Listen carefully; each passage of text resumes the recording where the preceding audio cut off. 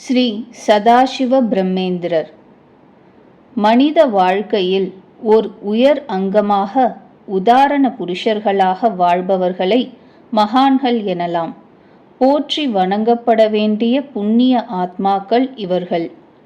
ஆசைகளுக்கு அடிமையாகி போன மனிதர்களை அதிலிருந்து மீட்டு நிம்மதியையும் மன நிறைவையும் வாழ்வில் பெருகச் செய்பவர்கள் இவர்கள். மண்ணாசை, பெண்ணாசை, பொன்னாசை முதலானவற்றுக்கு அடிமை ஆகாதவர்கள் எவர் இருக்கிறார்கள்? ஆனால் இந்த ஆசைகள் தங்களை தொற்றிக்கொள்ளாமல் இருப்பதற்கு பழகிக் கொள்பவர்கள் மகான்கள். கிடைத்ததை உண்டு இருப்பதை உடுத்திக் கொள்பவர்கள். இதுதான் இருப்பிடம் என்றில்லாமல் எங்கு தோன்றியதோ அங்கே படுத்து உறங்குபவர்கள்.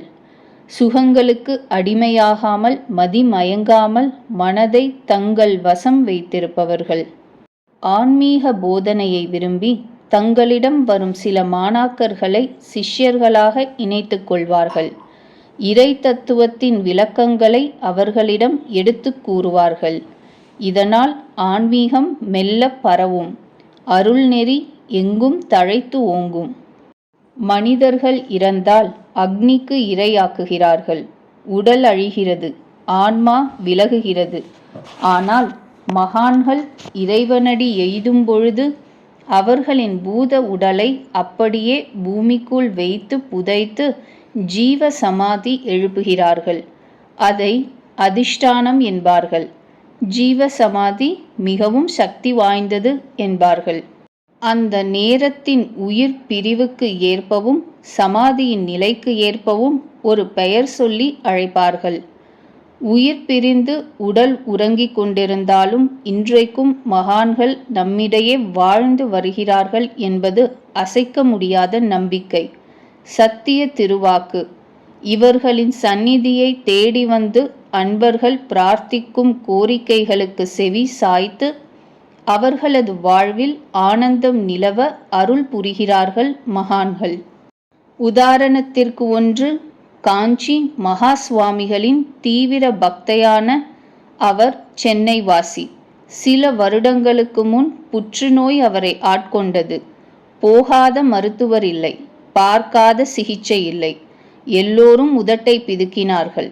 இந்த நிலையில் குடும்பத்துடன் காஞ்சிபுரம் போனபொழுது மகா சுவாமிகளின் அதிஷ்டானத்தில் தனக்கு ஏற்பட்ட இந்த நோய் பற்றி கண்ணீர் மல்க பிரார்த்தனை செய்தார். மனதில் பாரத்தோடு வீடு திரும்பினார். அன்று இரவு அந்த பக்தையின் கனவில் மகா சுவாமிகள் வந்தார்.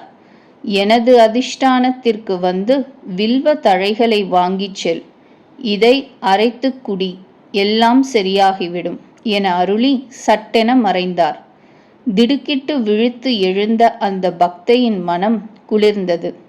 அந்த நள்ளிரவு வேளையிலும் பூஜை அறைக்கு சென்று மகா சுவாமிகளை மனமாற வணங்கிவிட்டு ஒரு மிடறு தண்ணீரை குடித்துவிட்டு படுத்தார். மறுநாள் காஞ்சிபுரம் பயணமானார். மகா சுவாமிகளுக்கு முதல் நாள் அணிவித்த வில்வ தழைகளை பிரசாதமாக பெற்று அரைத்து குடித்தார். சுமார் 10 நாட்கள் கழிந்தது.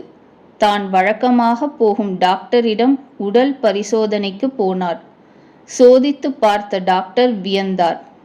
இதுநாள் வரை அவரது உடலில் புற்றுநோய் இருந்ததற்கான அறிகுறிகள் எதுவுமே இல்லை. வியப்பு விலகாமல் அந்த பக்தையிடமே இந்த அதிசயம் குறித்து டாக்டர் விசாரித்தார். காஞ்சி சுவாமிகள் கனவில் வந்ததையும் அவர் சொன்ன சிகிச்சை முறையையும் சிலிர்ப்புடன் சொன்னார். இதை கேட்ட டாக்டர் காஞ்சிபுரம் இருக்கும் திக்கு நோக்கி நமஸ்கரித்து அந்த கலியுக தெய்வத்தையும் பக்தையையும் ஒரு சேர வணங்கினார். அப்பொழுது அவரது கண்களிலிருந்து நீர் வழிந்தது. காஞ்சி மகானைப் போலவே எத்தனையோ சித்து வேலைகள் புரிந்து இந்த மண்ணையும் மக்களையும் வாழ்வித்து வரும் மகானான கரூர் அருகே நெரூரில் சமாதி நிலையில் கோயில் கொண்ட ஸ்ரீ சதாசிவ பிரம்மேந்திரரை தரிசிப்போம். 18ஆம் நூற்றாண்டின் துவக்கத்தில் அந்தண குடும்பத்தில் அவதரித்தவர் சதாசிவர். சோமநாதர் பார்வதி அம்பையார் தம்பதிக்கு அருந்தவ புதல்வனாக அவதரித்தார் சிவராம கிருஷ்ணன். ஆம், சதாசிவ பிரம்மேந்திரருக்கு பெற்றோர் வைத்த பெயர் சிவராமகிருஷ்ணன். கல்வி, கேள்வி, சாஸ்திரம், வேதம், சங்கீதம் முதலானவற்றை முறையாக கற்றார். திருவிசநல்லூர் ஸ்ரீதர ஐயாவால், கோவிந்தபுரம் போதேந்திர சரஸ்வதி சுவாமிகள், அப்பைய தீட்சிதர், சிவயோகி தாயுமான சுவாமி, தியாகராஜர் முதலானோர் எல்லாம் சதாசிவ பிரம்மேந்திரரின் சமகாலத்தவர்கள் என்று கூறப்படுகிறது. துறவு என்றால் காவிதானா? அவதூத நிலையும் ஒரு துறவுதான். சதாசிவ பிரம்மேந்திரர் இதைத்தான் கடைபிடித்து வாழ்ந்தார். வாழ்க்கையின் பிற்பகுதி முழுவதும் மௌன நிலை. எவரிடமும் எந்த ஒரு பேச்சும் இல்லை. காரணம், ஏதோ ஒரு சந்தர்ப்பத்தில் இவரது குரு, சும்மா இருக்க மாட்டியா, உன் வாயை கொஞ்ச நேரம் மூடு என்று அதிகாரமாக சொன்னதை ஆண்டவன் தனக்கு இட்ட கட்டளையாக கருதி அந்த கணம் முதல் பேச்சை நிறுத்தினார். மௌனமே நிரந்தரமான பரிவர்த்தனை ஆனது. அவசரமான சந்தர்ப்பங்களில் மட்டும் மணலில் எழுதி காண்பித்து குறிப்பு சொல்வார். தேசத்தின் பல பாகங்களுக்கும் சதாசிவ பிரம்மேந்திரர் சென்று வந்துள்ளார் என்று சொல்லப்படுகிறது. துருக்கி நாட்டுக்கு கூட இவர் சென்று வந்ததாக செவி வழி செய்தி உண்டு. ஒருமுறை இவர் திகம்பரராக சாலையில் நடந்து சென்று கொண்டிருக்கும் பொழுது சிற்றரசன் ஒருவனது அந்தப்புரத்தை கடக்க நேர்ந்தது. ஆடை இல்லாதவர் அந்தப்புரத்தின் வழியாக நடந்து செல்கிறார் என்ற தகவல் அந்த சிற்றரசனை கடும் கோபத்துக்கு உள்ளாக்கியது. ஆத்திரத்துடன் அரசவையில் இருந்து வெளிவந்த சிற்றரசன் சாலையில் சென்று கொண்டிருந்த சதாசிவரை தன் வாளால் சரேலென வெட்டினான். அந்த மகானின் கை வெட்டுப்பட்டு தனி துண்டாக நிலத்தில் விழுந்தது. கை வெட்டுப்பட்டதையும் அந்த இடத்தில் இரத்தம் ஆறு போல் வழிந்து கொண்டிருப்பதையும் பற்றி சற்றும் உணராத சதாசிவர் எதுவுமே நடக்காதது போல் சென்று கொண்டிருந்தார். இந்த காட்சியை பார்த்த சிற்றரசன் விதிர்விதிர்த்து போனான். கை வெட்டுப்பட்டும் சலனமில்லாமல் ஒருவர் நடந்து செல்கிறார் என்றால் இவர் யாராக இருக்கும் என்று குழம்பி போய் பயம் மேலிட அவர் பின்னே தொடர்ந்தான். மகானின் நிலை தொடர்ந்து அவனை பீதிக்குள்ளாக்க ஓடிப்போய் அவருடைய பாதம் பணிந்து தனது செயலுக்கு மன்னிப்பு கேட்டான். அப்போதும் சதாசிவரிடம் எந்த மாற்றமும் இல்லை. எதுவுமே நிகழாதது போல் வெட்டுப்பட்ட இடத்தை மெல்ல தடவிவிட்டார். அடுத்து நடந்ததை அதிசயம் என்றுதான் சொல்ல வேண்டும். இரத்தம் வழிவது சட்டென நின்றது. வெட்டுப்பட்டு தரையில் கிடந்த அவரது திருக்கரம் தானாகவே வந்து ஒட்டிக்கொண்டது. அதன்பின் சதாசிவரின் அருளுக்கும் ஆசிக்கும் அந்த சிற்றரசன் பாத்திரமாகிவிட்டான். சதாசிவரின் வாழ்க்கையில் ஏராளமான அதிசயங்கள் நடந்துள்ளன. சிறு வயதிலேயே பரபிரம்ம நிலையை எய்தியவர் சதாசிவர். அதாவது கல், கட்டை, மனிதர், புல், பூண்டு அனைத்தையும் ஒன்றாக பார்க்கும் நிலைதான் பரபிரம்ம நிலை. எதற்கும் பேதம் பார்ப்பதில்லை. தனது வாழ்க்கையின் பெரும்பாலான பொழுதுகளை காவிரி கரை ஓரத்திலேயே கழித்தவர் சதாசிவர். அதனால்தானோ என்னவோ எங்கெங்கோ சுற்றி இருந்தாலும் இறுதி காலத்தில் அருகிலுள்ள நெரூருக்கு வந்து தான் சமாதியாகப் போகும் இடத்தை அவரே தேர்ந்தெடுத்தார். ஜீவ சமாதி ஆவதற்கு சில நாட்கள் முன்பிருந்தே சமாதி நிலையில் இருந்தார் சதாசிவர். உணவு, உறக்கம் போன்ற இயல்பான செயல்கள் எதுவும் இல்லாமல் கட்டை போல் இருக்கும் நிலை. அப்போது மட்டும் இல்லை, அடிக்கடி சமாதி நிலையில் இருக்கும் சுபாவம் கொண்டவர் சதாசிவர். இப்படித்தான் ஒருமுறை கொடுமுடிக்கு அருகில் ஆற்றங்கரையில் சமாதி நிலையில் உட்கார்ந்தார் சதாசிவர். ஓரிரு நாட்கள் கழித்து காவிரி ஆற்றில் திடீரென வெள்ளம் பெருக்கெடுத்து வந்தது. அப்பொழுது கரையில் சமாதி நிலையில் இருந்த சதாசிவரையும் வெள்ளம் மூழ்கடித்து விட்டது.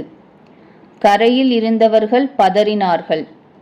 கரையில் உட்கார்ந்து தியானம் செய்த சாமியை காணோம் என்று ஒருவர் அலற, அடுத்தவர் சோகத்துடன், ஆத்து வெள்ளம் பாய்ஞ்ச வேகத்தை பார்த்தில்ல, அது அவரையும் அடிச்சிட்டு போயிருக்கும் வெள்ளத்துக்கு நல்லவங்க கெட்டவங்க வித்தியாசம் தெரியவா போகுது? பாவம், அவரோட ஆயுளு இப்படி அற்பமா முடிஞ்சு போச்சே என்று அங்கலாய்த்தனர். இதன் பிறகு சதாசிவரை பற்றி கொடுமுடி வாசிகள் மறந்தே போய்விட்டார்கள். ஒரு கோடை காலத்தில் தண்ணீர் வற்றிய நேரத்தில் காவிரியில் வாய்க்கால் வெட்டுவதற்காக ஒரு மணல் மேட்டை மண்வெட்டி மூலம் வெட்ட ஆரம்பித்தார்கள் பணியாளர்கள்.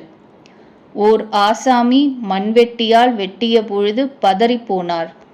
உள்ளே விசித்திரமான ஏதோ ஒன்றின் மேல் மண்வெட்டி பட்டதாக தெரிகிறது என்று அலறி மண்வெட்டியை அப்படியே போட்டுவிட்டு ஓடிப்போய்விட்டார். திகிலான மற்ற பணியாளர்கள் விரைந்து வந்து அந்த மண்வெட்டியை எடுத்து பார்க்க அதன் முனையில் இரத்தம். இதை பார்த்தவர்கள் மிரண்டு போனார்கள். பிறகு அவர்களே சமாதானம் அடைந்து அந்த குறிப்பிட்ட இடத்தை சுற்றிலும் இருந்த மண்ணை மெதுவாக விலக்கினார்கள். உள்ளே பள்ளத்தில் உடலெங்கும் மணலப்பிய கோலத்தில் சமாதி நிலையில் காட்சி தந்தார் சதாசிவ பிரம்மேந்திரர். காற்று கூட புக முடியாத அந்த மண்மூடிய இடத்தில் எத்தனை காலமாகத்தான் சமாதி நிலையில் இருந்தாரோ அந்த மகான், இறைவனுக்குத்தான் தெரியும். தன் சமாதி நிலை கலைந்ததால் பள்ளத்தில் இருந்து எழுந்தார் சதாசிவர். அவர் உடலில் இருந்து மண் துகள்கள் உதிர்ந்தன. அவர் உடலில் மண்வெட்டி பட்ட இடத்தில் இருந்து இரத்தம் கசிந்து வழிந்து கொண்டிருந்தது. ஆனால் எதையுமே கண்டு கொள்ளாமல் விறுவிறுவென்று நடந்து சென்றார். பணியாட்கள் இதை கண்டு திகைத்து போனார்கள். பரபிரம்மத்துக்கு ஏது வழி? இரத்தத்தைக் கண்டு ஏது பயம்? இதுபோல் தான் சமாதி ஆவதற்கு சில நாட்கள் முன்பும் சமாதி நிலையில் நெரூரில் இருந்தார் சதாசிவர். பல நாட்கள் இப்படி ஓடின. திடீரென ஒரு நாள் கண்விழித்தார் சதாசிவ பிரம்மேந்திரர். ஏதோ சொல்லப் போகிறார் என்று அவரை சுற்றி இருந்தவர்கள் அனைவரும் அவரை நெருங்கினார்கள். ஊரில் இருந்த முக்கிய பிரமுகர்களை உடனே அங்கே வரச் சொல்லுமாறு கேட்டுக்கொண்டார். அந்தணர்கள் உட்பட அனைவரும் கூடினர்.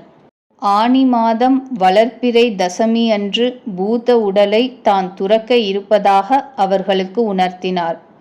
தான் சமாதி ஆனபின் காசியில் இருந்து அந்தணர் ஒரு பானலிங்கம் ஒன்றை கொண்டு வருவார் என்றும் அதை தன் சமாதிக்கு அருகில் பிரதிஷ்டை செய்ய வேண்டும் என்றும் உணர்த்தினார்.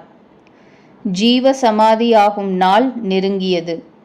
காவிரி ஆற்றங்கரை ஓரம் சதாசிவர் தான் சமாதி ஆவதற்காக தேர்வு செய்த இடத்தில் இருந்து புல் பூண்டுகளை அகற்றும் பணியில் ஊர்க்காரர்கள் இறங்கினர். நெரூர் பூமி புண்ணியம் செய்த பூமி. இல்லையென்றால் இத்தனை பெரிய மகான் நம்மூருக்கு வந்து சமாதி ஆவாரா என்று ஊர்க்காரர்கள் நெகிழ்ந்தனர். சாஸ்திரப்படி குழி வெட்டினார்கள். இன்னும் சற்று நேரத்தில் பரபிரம்மம் ஜீவ சமாதி ஆவதை காண அக்கம் பக்கத்து ஊர்களிலிருந்தும் ஜனங்கள் திரண்டிருந்தனர். அனைவரின் முகமும் சோகம் கப்பியதாக இருந்தது.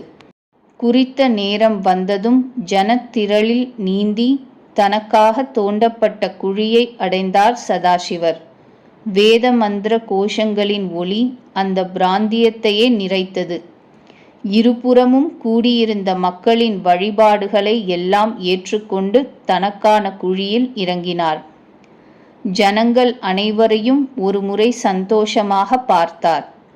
பிறகு குழியின் நடுவில் சமாதி நிலையில் உட்கார்ந்தார். மேற்கொண்டு என்ன செய்ய வேண்டும் என்று அங்கு கூடியிருந்தவர்களுக்கு சமிக்ஞையாக சொன்னார். சமாதி மூடப்பட்டு சடங்குகள் நடந்தன. வந்திருந்தோர் அனைவரும் கண்ணீருடன் வழிபட்டு திரும்பினர். அந்த பரபிரம்மம் இந்த உலகத்துடனான தன் சரீரத் தொடர்பை விலக்கிக் கொண்டது.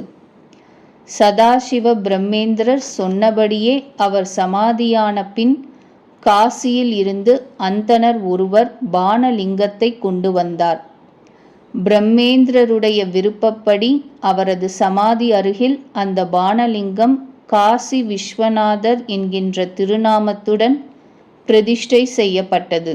பிரம்மேந்திரரின் அருளுக்குப் பாத்திரமானவரும் புதுக்கோட்டை சமஸ்தான மன்னருமான விஜய ரகுநாதராய தொண்டைமான் தகவல் கேள்விப்பட்டு நெரூர் வந்தார். காசி விஸ்வநாதருக்கு ஒரு கோயில் கட்டினார். முறைப்படி நடக்க வேண்டிய கோயில் பூஜைகளுக்கும் சமாதி வழிபாடுகளுக்கும் ஏற்பாடுகளைச் செய்தார். காசி விஸ்வநாதர் ஆலயத்துக்கு ஆகம பூஜை, ஜீவ சமாதிக்கு வைதீக பூஜை. ஆலயம் மற்றும் அதிஷ்டானம் ஆகிய இரண்டும் இணைந்த திருக்கோயிலாக இது காட்சியளிக்கிறது. இந்து சமய அறநிலைய ஆட்சித்துறையின் கண்காணிப்பில் ஆலயம் இன்று இருந்து வருகிறது. காசி விஸ்வநாதர் அதாவது சதாசிவ பிரம்மேந்திரர் சொன்னபடி காசியில் இருந்து வந்த பானலிங்கம் இதுதான் மற்றும் விசாலாட்சி ஆகிய தெய்வங்கள் ஆலயத்தினுள் அருள் புரிகின்றனர். காசி விஸ்வநாதர் சந்நிதிக்கு பின்பக்கம் பிரம்மேந்திரரின் ஜீவ சமாதி அமைந்துள்ளது. சமாதிக்கு குடைபிடித்தபடி ஒரு பிரம்மாண்ட வில்வ மரம் காணப்படுகிறது. சதாசிவர் ஜீவ சமாதி ஆன 10ஆம் நாளில் இந்த வில்வ மரம் தானாக வந்தது. இப்படி ஒரு வில்வ மரம் முளைக்கும் என்கின்ற செய்தி புதுக்கோட்டை மகாராஜாவின் கனவில் வந்து சொல்லப்பட்டது என்பது ஆச்சரியமான விஷயம். தினமும் காலையில் 9 மணிக்கு சமாதிக்கு அபிஷேகம் நடக்கும். அப்பொழுது ருத்ரம், சமகம், புருஷ சூக்தம் முதலிய பாராயணம் நடக்கும். ஒவ்வொரு பௌர்ணமி அன்றும் காலை 10 மணிக்கு விசேஷ அபிஷேகம் அலங்காரம் உண்டு.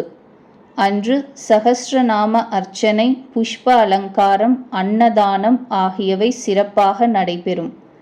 தவிர ஒவ்வொரு வியாழக்கிழமை அன்றும் சிறப்பு வழிபாடு நடந்து வருகிறது என்றார் நாராயண உபாத்யாயா.